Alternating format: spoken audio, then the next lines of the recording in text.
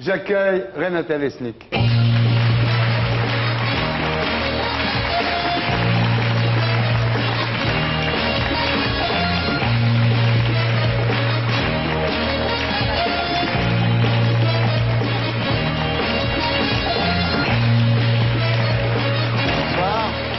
ça va, Renata? Ça peut aller encore. Ça peut aller encore. Alors, vous êtes journaliste, politologue, criminologue, russe d'origine moldave. Vous vivez en exil en France depuis 1981. Vous êtes réfugié politique. Vous êtes une résistante, comme dit Hélène Blanc, avec qui vous avez publié plusieurs livres. Et vous publiez, Renata, aux éditions Hors Commerce, un livre qui s'intitule « La rebelle aux pieds nus », où vous racontez les 30 premières années de votre vie dans l'URSS de Léonid Brejnev, un monde comparable au Big Brother de George Orwell, on y viendra. Mais en fait, je vous ai demandé de venir parce que le 16 avril, vous avez reçu un appel téléphonique anonyme vous disant « Ne vous montrez pas au Salon du Livre, porte de Versailles, sinon ça va chauffer pour vous. » On m'a textuellement dit « On en a marre de ta vie. » On a commencé par cela, ensuite « T'en as vécu trop et tu t'accroches. Maintenant, tu seras tué et tu ne seras pas ni quand, ni par qui, ni où. » Ouais. Vous savez, ça fait une petite... enfin, ça me fait un peu froid dans le dos. Alors, il a dit, je ne sais pas, apparemment vous sortez un livre, mais je vous conseillerais de ne pas mettre les pieds au Salon des livres cette année. Ouais. Bon, pour moi, c'était clair. Je dis merci, au revoir, c'est parfait. Alors, Renata, Donc, votre livre, en tout cas, a été retiré du stand au Salon du Livre. Vous dites, Renata, je connais mon ennemi, c'est le président russe Vladimir Poutine. C'est.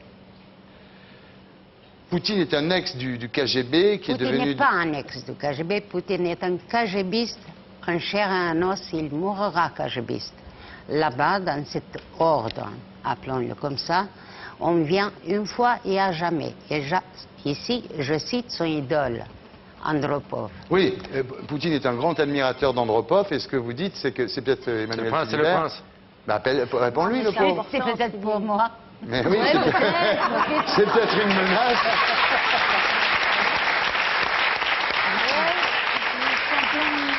C'est Emmanuel Philibert? Oui. Oui, je te passe Ardisson. Je te le passe. C'est lui? Oui. Oh. Allô? Votre Altesse. Bravo, elle a été formidable. Hein. Elle a qu'on été est tous à poil, extraordinaire. ça va Elle a l'énerver. dit des choses sur toi magnifiques. Non, elle n'avait aucune raison d'avoir peur. Elle a dit des choses magnifiques sur toi, Emmanuel. Vraiment, elle nous a mis les larmes aux yeux quand elle parlait de toi, je te jure. C'est une Ça s'est sainte. très bien passé. J'ai bientôt fini. Elle arrive là. Je vais très bien, je te remercie. Il y a ma fille qui veut dire bonsoir. Je t'embrasse, à bientôt et bravo. Hein. T'as fait le bon choix, Emmanuel, je te le dis, moi. Ouais. Oh, Philibert. Ça va, ma couille? Ouais. C'est quoi l'embrouille avec la belle doche? Elle déteste ta mère. Hein. Non. Elle peut pas la saquer, elle l'appelle la vieille. C'est quoi l'embrouille? Ah, d'accord. Ok. Bon, ben, écoute pas un mot, d'accord. Ok. Je te passe ta femme. Non. Ouais, c'est à ce temps-là que tu m'appelles?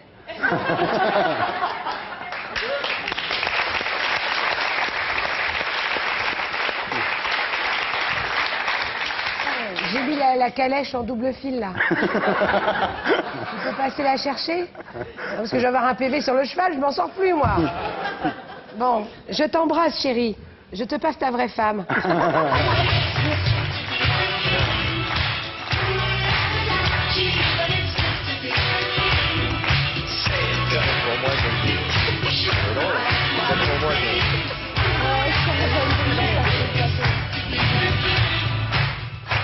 Bon, alors on continue, Renata. Donc effectivement, vous dites, je connais mon ennemi. C'est le président russe Vladimir Poutine, qui effectivement était un membre du KGB, qui est devenu depuis le FSB, et qui est surtout un grand admirateur d'Andropov, l'homme qui vous a fait condamné à mort. Voilà. Il vous a fait condamner à mort en 1983 pour un livre qui s'appelle Ici Moscou, qui est un réquisitoire contre le système d'information soviétique. Le livre était un prétexte. Ouais. Le fait que je demandais asile politique en Occident, c'était déjà ce qu'ils appellent haute trahison d'État. Voilà. Alors vous avez été condamné à l'époque à la peine capitale pour haute trahison d'État, effectivement. Le KGB s'est porté partie civile et vous dites finalement Poutine c'est le continuateur du KGB et il ne peut donc que vouloir vous tuer, ne serait-ce que pour venger Andropov. Alors vous dites que vous médiatisez ces menaces finalement pour avoir la vie sauve. Vous dites la seule façon de me sauver la vie. Si je parle, ils vont dire que c'est pour faire de la publicité à mon livre. Ouais. Si je me tais, peut-être ont-ils compté sur le fait que je me tais. Ouais. Parce que je me suis tue pendant plus de 4 ans d'une chose qu'ils ont fait déjà. C'est quelque chose que je n'ai jamais dit à personne, ni même pas à Hélène, avec laquelle je travaille depuis bientôt 20 ans. C'est quoi? Ils ont maquillé la mort de ma mère en crise cardiaque. Mais ils ont fait tout pour que je comprenne qu'ils l'ont tuée. Parce qu'ils ne peuvent pas me tuer moi, ici. Et en principe, ça aurait dû me tuer. Il n'y était pour rien. Il aurait pu me tuer autrement, sans me prévenir maintenant. Un accident de voiture, traverser la rue, un coup de parapluie bulgare, c'est déjà vieux, il y en a d'autres. Alors Renata, il faut dire que ce que vous racontez dans votre bouquin, la rebelle aux pieds nus, c'est qu'avant de quitter l'URSS, c'est-à-dire avant 1981, vous aviez déjà eu affaire au KGB, puisque vous étiez marié sans le savoir avec un membre du KGB, le dénommé Kebak. Pendant longtemps, vous avez refusé de voir la vérité en face. Hein. Vous voyez des choses bizarres. Il arrivait à la maison avec des cadeaux, avec des fleurs, avec beaucoup de choses à une époque de pénurie en URSS. Et vous vouliez pas comprendre qu'il était du KGB, en fait. Même des amis me prévenaient, me demandaient, mais t'es tombé sur la tête, pourquoi tu l'as épousé, ce guébiste, KGBiste. Ouais. Et moi, je ne pouvais pas croire un instant. Moi, je me disais que, bon, c'est de la jalousie, il a réussi dans la vie, il occupe un tel poste, il habite Moscou maintenant, alors c'est sans doute ça, enfin, je ne pouvais pas croire. Et alors, ce que vous découvrez un jour, c'est qu'en fait, il sait tout. C'est-à-dire qu'un jour, vous le trompez, et il le sait. Alors, vous ne comprenez pas comment il peut savoir tout ça, et vous vous rendez compte qu'en fait... Je ne le trompe pas, attention. Oui, enfin, vous sentez le sexe dur d'un homme sur votre ventre, Renata. Ça n'a rien à voir. Ça n'a rien à voir, non. Enfin, en tous les cas... Peut-être le mec a glissé. J'ai senti quelque chose, vous comprenez? Oui, vous sentez le sexe de cet homme, et lui le sait. C'est-à-dire ce Kebak le sait, et vous ne comprenez pas comment il peut savoir tout ça. Et un jour, vous découvrez qu'en fait... en dehors d'être violent, de vous traiter vraiment d'une façon extrêmement dure, vous découvrez qu'il vous drogue pour vous faire parler pendant la nuit, et c'est comme ça qu'il sait en fait ce que vous faites le jour. Une nuit, j'ouvre les yeux, je le décris, je le vois assis à ma table, j'ai des coussins derrière mon dos, soulevés, j'ai un magnéto qui marche sur mes genoux, il me demande mon coussin, rappelle-moi qu'est-ce que tu as dit le Tchèque à l'aéroport. Et je vais vous dire, pour de bon, j'ai perdu connaissance. Sans doute qu'il ne s'est pas rendu compte. Ouais. Au moment de l'invasion de la Tchécoslovaquie par les troupes du pacte de Varsovie, vous ne comprenez pas pourquoi on envoie des chars à Prague. Et là, vous êtes victime d'un traitement très douloureux. C'est l'injection d'insuline, c'est-à-dire c'est vraiment le lavage de cerveau. C'est-à-dire qu'il commence par des doses infimes, il progresse vite. Et ça s'appelle, enfin, vous arrivez dans un état où c'est le coma insulinique. En principe, on vous fait revenir avec des glucoses dans les veines, avec des 200 grammes de sucre, etc.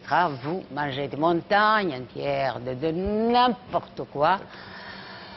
Et comme je voyais que d'autres avant moi, enfin, s'étaient transformés en légumes, ils prenaient 20-30 kilos dans quelques, je ne sais pas, 2-3 semaines.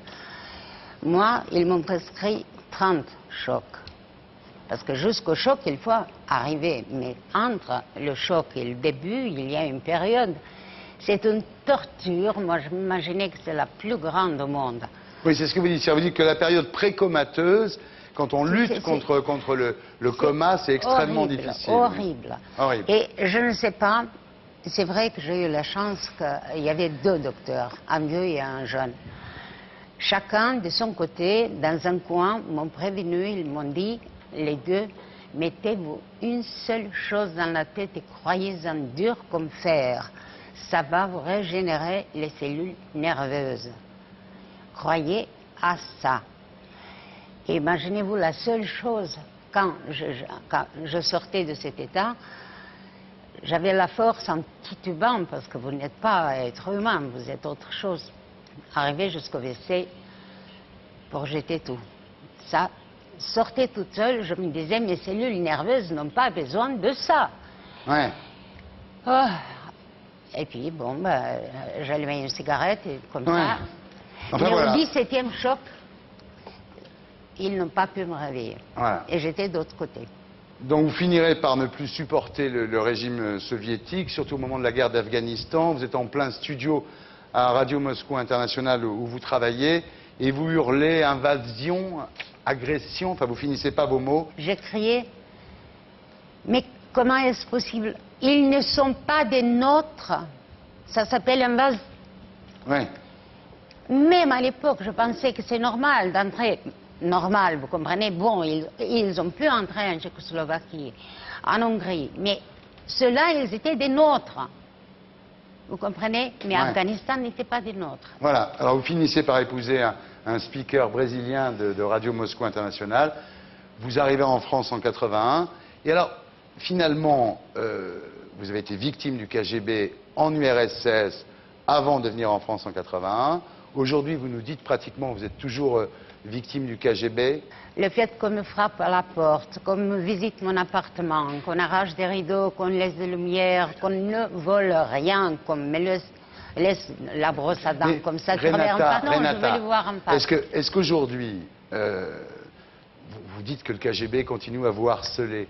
Est-ce que c'est de la paranoïa ou est-ce que c'est la réalité? Est-ce que le KGB aujourd'hui, pourquoi voulez-vous qu'il vous harcèle? Quelle menace vous représentez aujourd'hui pour Vladimir Poutine? Vladimir Poutine veut accomplir uniquement l'œuvre d'Andropov. C'est son idole. J'étais condamnée sous lui.